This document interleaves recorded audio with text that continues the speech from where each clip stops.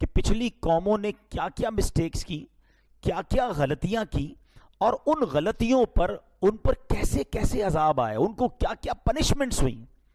اچھا یہاں ایک بڑی لطیف سی بڑی خوبصورت سی بات ہے، اشارہ دے دیتا ہوں تاکہ مزید انشاءاللہ پھر آگے چلتے ہیں، کہ سرکار علیہ الصلوۃ والسلام کی امت جو ہے وہ سب سے آخر میں دنیا میں آئی، حالانکہ سب سے اول، سب سے افضل، سب سے اعلیٰ نبی نبی پاک علیہ الصلوۃ والسلام ہیں، آئے سب سے آخر میں اور امت بھی سب سے آخر میں آئی۔ اس کی ریزن کیا ہے؟ علماء نے بڑی حکمتیں بیان کی ہیں، مگر ایک بڑی خوبصورت حکمت ہے۔ دیکھیں پچھلی جتنی قومیں ہیں ان کی غلطیاں، ان کی مسٹیکس ہم تک پہنچ گئیں، ہم گواہ ہیں کیونکہ قرآن میں موجود ہے۔ حضرت نوح علیہ السلام کی قوم، حضرت ابراہیم علیہ السلام کی قوم، حضرت شعیب علیہ السلام کی قوم، حضرت لوط علیہ السلام کی قوم، ان قوموں نے کیا کیا کیا سب قرآن میں موجود، ہمیں پتہ چل گیا۔ ہمارے بعد کوئی امت نہیں ہے۔ اللہ اکبر۔ علماء کہتے ہیں اس امت کے گناہوں کا پردہ رکھنا تھا، اس لیے محبوب کی امت کو سب سے آخر میں بھیجا گیا۔ ہمارے گناہوں پر کوئی اور شاہد نہ ہو، کوئی اور گواہ نہ ہو، یہ محبوب کی امت پر ایک خاص احسان ہے۔ اور سبحان اللہ کیا خوبصورت بات کہ آج جو عیب کسی پر نہیں کھلنے دیتے ہیں، نبی پاک کی شان دیکھو کہ ایسی رحمت ہوئی ہے کہ عیب کسی پر نہ کھلیں۔ آج جو عیب کسی پر نہیں کھلنے دیتے، کب وہ چاہیں گے میری حشر میں رسوائی ہو، انشاءاللہ وہاں بھی عیبوں پر وہ پردہ ڈالیں گے۔ لیکن میرے پیارے اسلامی بھائیوں، پچھلی قوموں کے واقعات، دیر از اے بگ سبجیکٹ، ہمیں پڑھنا ہے، سمجھنا ہے، اور اپنی ذات میں ان غلطیوں سے بھی تو بچنا ہے نا۔ پچھلے لوگوں کی مسٹیکس جان کر، اس پنشمنٹ کو جان کر مجھے اور آپ کو بچنا ہے۔ آج ایک ایسی قوم کا واقعہ، اور ایسا واقعہ، پنشمنٹ ایسی دی گئی کہ کائنات میں کسی کو ایسی پنشمنٹ نہیں ملی۔ کئی قوموں پر الگ الگ عذاب آئے، آندھی آئی، آگ کا عذاب آیا، جناب ان کے درمیان جو ہے وہ پانی خون بن گیا، اور بڑے عذاب آئے، طوفان کا عذاب آیا۔ مگر یہ ایسی قوم تھی کہ جن کے چہرے ہی بدل دیے گئے، ان کو بندر بنا دیا گیا، انسان، جی ہاں انسان منکی بن گیا۔ اور یہ ایک دو چار لوگ نہیں، ہزاروں کی تعداد میں یہ لوگ بندر بنا دیے گئے۔ What is the reason behind this? اس کے پیچھے وجہ کیا تھی؟ یہ ایک ایسی سٹوری ہے جو قرآنی کی سٹوری ہے۔ بچے بیٹھے ہیں، ینگسٹر بیٹھے ہیں، ہم اپنے بچوں کو نہ جانے کتنے واقعات اور سٹوریز بتا رہے ہوتے ہیں۔ ارے قرآن کے واقعات پڑھیں نا، جس میں سبق بھی ہے، ثواب بھی ہے۔ اب سنیے، بنی اسرائیل کے لوگ سمندر کے کنارے ایلا نامی گاؤں میں رہتے تھے۔ یہ سب فشر مین تھے، مچھیارے تھے، مچھلیاں پکڑتے تھے، ان کا روزگار یہی تھا، اور بڑا اچھا کام چل رہا تھا، مچھلیاں پکڑ رہے تھے۔ اب ان کے لیے ایک آزمائش ہوئی، ان کو ایک ایگزامینیشن میں ڈالا گیا، اللہ کی طرف سے کوئی امتحان آیا۔ دیکھیں شریعت کی باؤنڈری جو ہے نا، وہ ہمارے لیے ہمیں فالو کرنا ضروری ہے۔ ان کے لیے باؤنڈری کیا بنا دی گئی کہ یہ لوگ سیٹرڈے والے دن جو ہے نا مچھلیاں نہیں پکڑ سکتے۔ پورا ہفتہ حکم ہوا مچھلیاں پکڑو، سیٹرڈے کو آپ نے ہفتے والے دن مچھلیاں نہیں پکڑنی ہیں۔ اچھا، اور امتحان کیا تھا کہ سیٹرڈے کو مچھلیاں زیادہ آتی تھیں، ہفتے والے دن مچھلیاں جو ہیں وہ زیادہ نظر آتی تھیں۔ یار اتنی مچھلیاں، اور ہمیں منع کر دیا گیا۔ اب یہ امتحان ہے۔ آج بھی بہت سارے ایسے امتحان ہیں ہمارے ساتھ کہ جو بندہ کہتا ہے یار یہ نہیں کرنے کی اجازت، اس میں تو بڑا مزہ ہے، سود لینے میں تو بڑا فائدہ ہے، بھائی بڑے پیسے، کچھ کمانا بھی نہیں، ویسے ہی گھر بیٹھے پیسے آ رہے ہوتے ہیں، یہ والا بھی فلاں جوا کھیل لوں، اتنے پیسے لگاؤں گا، اتنے ملٹیپلائی ہو جائیں گے، طرح طرح کے کوئنز آ گئے ہیں، پتہ نہیں کیا کیا انٹرنیٹ پر چیزیں سنا آ گئی ہیں، جناب رات کو پیسے لگاتے ہیں صبح ڈبل ہو جاتے ہیں۔ شریعت نے منع کیا ہے۔ ہاں یہی امتحان ہے، تمہیں روکا گیا ہے، تمہارا کام رک جانا ہے۔ زیادہ پیسے دیکھ کر، زیادہ مزہ دیکھ کر، زیادہ انجوائمنٹ دیکھ کر اسلام کی باؤنڈری کو نہیں توڑنا ہے۔ اب کیا ہوا اس قوم نے، شیطان بھی تو اپنا کام کرتا ہے نا، آج بھی بہت سارے کام شیطان کروا رہا ہے۔ اس زمانے میں شیطان نے کیا کہا، ٹھیک ہے ہفتے کو منع ہے نا، ایسا کرو مچھلیاں مت پکڑو، چھوٹے چھوٹے حوض بنا لو، سوئمنگ پول جس کو کہہ لیں، پونڈز کہہ لیں، چھوٹے چھوٹے حوض بنا لو، سمندر سے نالی نکالو، سیٹرڈے والے دن مچھلیاں اس حوض میں آ جائیں، آگے سے پوٹ بند کر دینا، مچھلیاں حوض میں رہ جائیں گی، اتوار والے دن شکار کر لینا، تو تمہاری یہ ہفتے کا شکار بھی نہیں ہوگا، مچھلیاں بھی تمہارے پاس آ جائیں۔ کان ادھر سے نہیں، شیطان نے ادھر سے پکڑوا دیا۔ ان بے وقوفوں نے کہا ہاں یہ بات تو ٹھیک ہے۔ جیسے آج کل شیطان بہت سارے لوگوں کے ساتھ کھیل رہا ہے، کہتے ہیں انٹرسٹ نہیں ہے، مارک اپ ہے، نہیں یہ تو پروفٹ ہے، یہ جناب یہ والا طریقہ نہیں، یہ والا طریقہ ہے۔ بہت سارے طریقوں سے گناہ بیچا جا رہا ہے، اور لوگ نفع کے چکر میں، انجوائمنٹ کے چکر میں حرام کھا رہے ہیں، حرام عمل کر رہے ہیں۔ سوچتے نہیں کہ یہ شیطان کی ہیلے بازیاں ہیں. شراب کو آپ دودھ کی بوتل میں پیک کر دیں تو وہ دودھ نہیں بنتا, وہ شراب ہی رہے گی, وہ حرام ہی رہے گا. علماء سے پوچھے تو صحیح کہ ضرورت یہ نئی آئٹم آئی ہے, نیا کاروبار آیا ہے, نفع بڑا ہے, لیکن جائز ہے کہ نہیں؟ آج کوئی پوچھنے کے لیے تیار نہیں. آج بندہ کہتا ہے یار راتوں رات امیر بننا ہے بس. یہ نہیں دیکھتے کہ یہ حرام کی روزی میرے گھر میں آ کر تباہی مچا دے گی. اس قوم نے بھی یہی کیا, شیطان کا ہیلا مان لیا. ٹھیک ہے, انہوں نے حوض بنائے اور سیٹرڈے والے دن اس حوض کے اندر پانی آتا, مچھلیاں بھی آتی, حوض کو بند کرتے, اگلے دن پکڑ لیتے. اللہ اکبر. انہیں سمجھایا گیا کہ نہ کرو ایسا, یہ اللہ کی نافرمانی ہے. اللہ کے نبی نے سمجھایا, نہ مانے. اب کیا ہوا, اس قوم میں بائفرکیشن ہو گئی, گروہ بن گئے. ایک گروہ نے کہا ہم تمہاری بات نہیں مانتے, یہ اللہ کی نافرمانی ہے, اللہ نے منع فرمایا, تم یہ کام کر رہے ہو. وہ قوم الگ ہو گئی, درمیان میں دیوار بنا دی گئی کہ تم لوگ ادھر رہو. 12,000 لوگ ایک سائیڈ پہ ہو گئے, جن کو سیٹرڈے کو شکار کرنا تھا. کچھ لوگ ادھر ہو گئے کہ نہیں ہم یہ نافرمانی نہیں کریں گے. تھوڑے دن ہوئے تو ایک دن ایسا آیا کہ برابر دیوار کے برابر سے کوئی آواز نہیں آ رہی تھی. جب کسی نے چڑھ کر دیکھا تو حیران ہو گیا کہ وہ 12,000 کے 12,000 لوگ بندر بنا دیے گئے تھے. ان کے چہرے مسخ ہو گئے تھے. اور یہ بات قرآن میں موجود ہے. اللہ کریم پارہ نمبر 1 سورہ بقرہ آیت نمبر 65 میں ارشاد فرماتا ہے. رب کریم نے فرمایا وَلَقَدْ عَلِمْتُمُ الَّذِينَ اعْتَدَوْا مِنْكُمْ فِي السَّبْتِ فَقُلْنَا لَهُمْ كُونُوا قِرَدَةً خَاسِئِينَ. اللہ نے فرمایا اور بے شک ضرور تمہیں معلوم ہے تم میں کہ وہ جنہوں نے ہفتے میں سرکشی کی, سیٹرڈے والے دن نافرمانی کی, تو ہم نے ان سے فرمایا کہ ہو جاؤ بندر, دھتکارے ہوئے. کونوا قردۃ خاسئین, دھتکارے ہوئے بندر ہو جاؤ.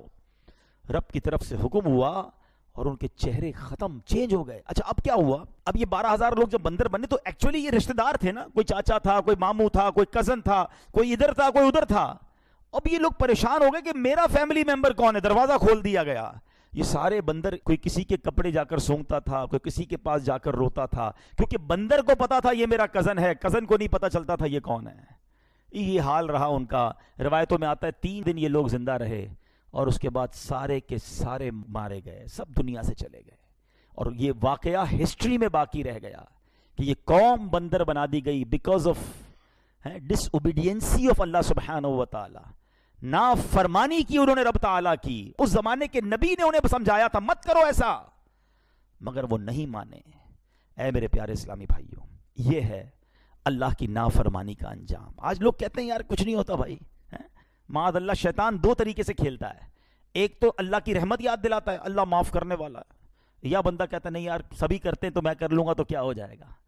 یاد رکھو جہاں اللہ رحمان اور رحیم ہے نا, وہ قہار بھی ہے, وہ جبار بھی ہے. اسی نے تو پچھلی قوموں کو عذاب دیے ہیں نا.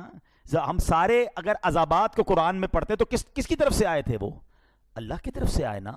تو ہم جو یہ سمجھ بیٹھے ہیں کہ جناب میں جو بھی کر لوں رب معاف کرنے, یقیناً وہ معاف کرنے والا ہے, مگر نافرمانی پر پکڑ فرمانے والا بھی ہے. اور خاص طور پر جس کو کہتے ہیں نا توبہ کی امید پر, یا جس کو کہتے ہیں جری ہو کر گناہ کرنا کہ کچھ نہیں ہوتا, یہ تو مزید اللہ کے غضب کو دعوت دینے والی بات ہے. اللہ اکبر. اللہ کریم قرآن مجید فرقان حمید میں مزید ارشاد فرماتا ہے. اللہ فرماتا ہے تو ہم نے اس بستی کا یہ واقعہ اس کے آگے اور پیچھے والوں کے لیے عبرت کر دیا اور پرہیزگاروں کے لیے نصیحت. یہ قرآن میں واقعات آئے اسی لیے کہ یہ عبرت کے لیے, نصیحت کے لیے, میسج کے لیے. اب ہمارا ایک اور پرابلم ہے, قرآن ہی نہیں پڑھتے. نصیحت تو جب ملے گی نا جب واقعات پڑھیں گے, جب قرآن پڑھیں گے, اس کو انڈرسٹینڈ کریں گے, جب سبق لیں گے. اچھا پڑھتے نہیں ہیں تو بھی دور ہو گئے, اچھا پڑھے ہوئے بھی ہیں تو بھی ہم اس پر نصیحت نہیں کرتے. حالانکہ یہ نافرمانی کتنی بڑی لعنت ہے. سنیے گا, حضرت امام حسن بصری رحمت اللہ تعالی فرماتے ہیں, اے ابن آدم تیری ہلاکت ہو, کیا تو اللہ پاک سے مقابلہ کرنا چاہتا ہے؟ ہاں ہاں, جس نے اللہ پاک کی نافرمانی کی گویا اس نے اللہ پاک سے جنگ کی. اللہ سے مقابلہ. Anybody have power to fight with Allah subhanahu wa ta'ala? کسی کے پاس یہ چانس نہیں ہے. بندہ دیکھیں, ایک تو وہ ہے کہ گناہ ہو گیا اور بندہ توبہ کر لے, شرمندہ ہو, اور ایک یہ ہے کہ ڈیلیبریٹلی پلاننگ کے ساتھ بالکل بے فکر ہو کر گناہ کرنا. ایسے بھی لوگ پائے جاتے ہیں کہ گناہ کرنے کے بعد شرمندگی بھی نہیں ہے, اگلے گناہ کی پلاننگ ہے اور سمجھتے کچھ نہیں ہوگا. نہیں میرے پیارے اسلامی بھائیوں، یہ اللہ کی نافرمانی جو ہے یہ سخت ناپسندیدہ عمل ہے، مگر آج ہمارے بہت سارے لوگ اس پر توجہ نہیں دیتے، وہ سمجھتے نہیں ہیں کہ یہ گناہ ہمیں کدھر لے کے جا رہے ہیں۔ آج بیان کا موضوع میرا یہی ہے کہ رب کی نافرمانی کس قدر بربادی کا سبب ہے۔ اللہ نے فرمایا لعنت کیے گئے وہ جنہوں نے کفر کیا بنی اسرائیل میں داؤد اور عیسیٰ بن مریم کی زبان پر، یہ بدلہ ان کی نافرمانی اور سرکشی کا۔ تو پتہ چلا کہ اللہ پاک کی نافرمانی لعنت برسنے کا سبب ہے، لعنت برستی ہے ان لوگوں پر۔ اب سنیے گا، یاد رکھیے، حضرت وہب رحمۃ اللہ تعالی سے روایت ہے، اللہ پاک نے انبیاء بنی اسرائیل میں کسی نبی کی طرف وحی فرمائی کہ بندہ جب میری اطاعت کرتا ہے نا، مبارک ہو جو نماز پڑھتے ہیں، مبارک ہو جو روزہ رکھتے ہیں، مبارک ہو جو تلاوت کرتے ہیں، جو اچھے کام کرتے، سنو آپ کو کیا انعام ملتا ہے، چھوڑنا نہیں نیکیاں۔ فرمایا بندہ جب میری اطاعت کرتا ہے تو میں اس سے راضی ہو جاتا ہوں، اور جب راضی ہو جاتا ہوں تو اسے برکتیں عطا فرماتا ہوں، اور جب بندہ میری نافرمانی کرتا ہے تو میں اس سے ناراض ہو جاتا ہوں، اور جب میں اس سے ناراض ہو جاتا ہوں تو اس پر لعنت برساتا ہوں، اور میری لعنت اس کی 7 پشتوں تک پہنچتی ہے۔ یہ زیادہ خطرناک بات ہے کہ ہمارے برے اعمال، ہماری اللہ کی نافرمانی، یہ ہماری نسلوں کے لیے بھی بہت نقصان دہ ہے۔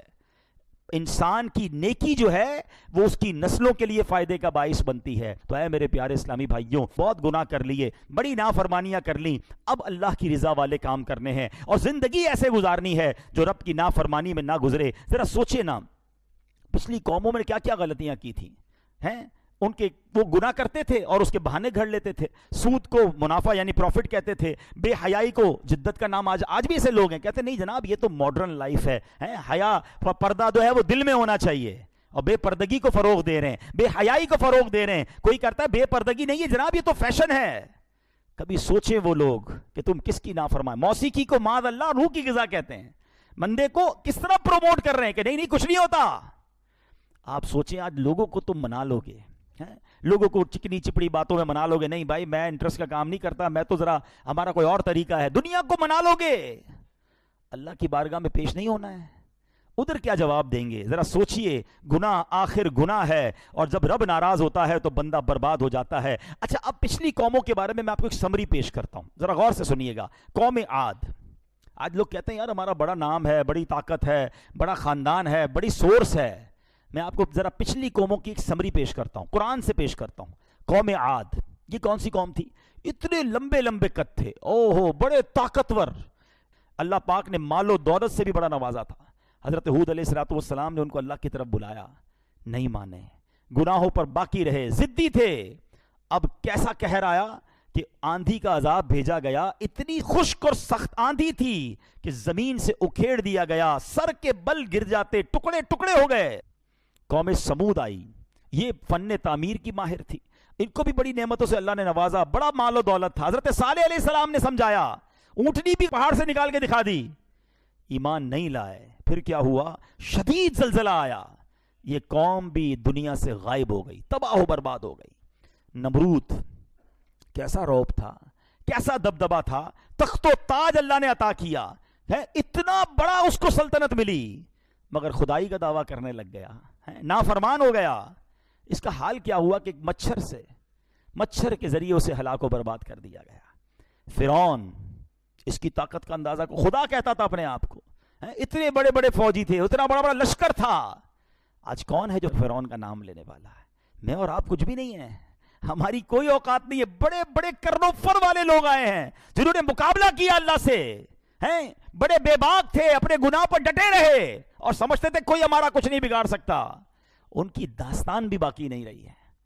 تو ہمیں سوچنا ہے کہ اگر رب ہم میں سے کسی سے ناراض ہو گیا نا تو پھر دنیا کی کوئی طاقت بچا نہیں سکے گی، کوئی سورس، کوئی عہدہ، کوئی رابطہ، کوئی پیسہ، کوئی سپورٹ۔ یاد رکھنا، جس سے رب راضی اس سے سب راضی۔ رب ناراض ہو گیا نا پھر ساری دنیا ملا لو اپنے ساتھ، ہاں پھر اللہ کی پکڑ بڑی شدید ہے، اس کا عذاب بڑا شدید ہے۔